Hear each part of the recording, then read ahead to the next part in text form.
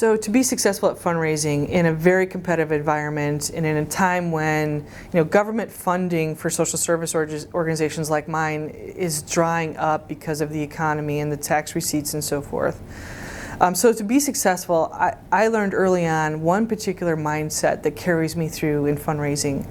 And that is, it's actually a quote by a guy named Hank Rosso, who in the fundraising world is sort of the grandfather of fundraising. He sort of got modern thinking started. Anyway, what Mr. Rosso said was that fundraising is the gentle art of teaching people the joy of giving.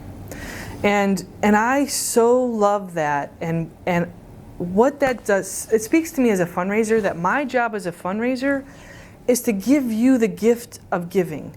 And it's so transformational. When you write a check, a meaningful check for you personally to an organization that you care about, I guarantee you, you will feel great about yourself. You feel great about yourself and what you've just done.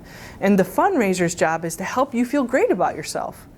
That's why I love fundraising. Now, to be competitive about fundraising, you have to remember today that you can't take no for an answer sometimes, that you have to be tough.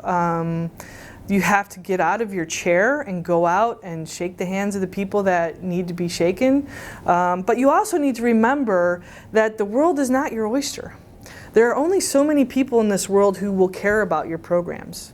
And your job as a fundraiser is to find just those people and let everyone else find their organizations that they care about. Because if you're trying to get everybody, it's just not, you're going to wear yourself out. And that's where it becomes kind of an uncomfortable thing where you're asking people to donate money to you when they don't really care about your organization.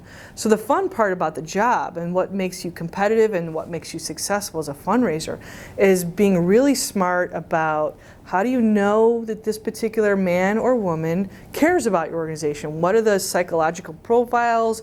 What are the demographic profiles? What sort of insights do you have as a fundraiser that leads you to believe that this person's going to be interested in your cause? And then once you kind of get to that point, then it's really just about, frankly, fundraising is about getting to know people and about making friends. And who doesn't want to have a job like that, where you just get to know people and make friends and introduce them to the cool stuff you're doing? That's why I love fundraising. Yeah.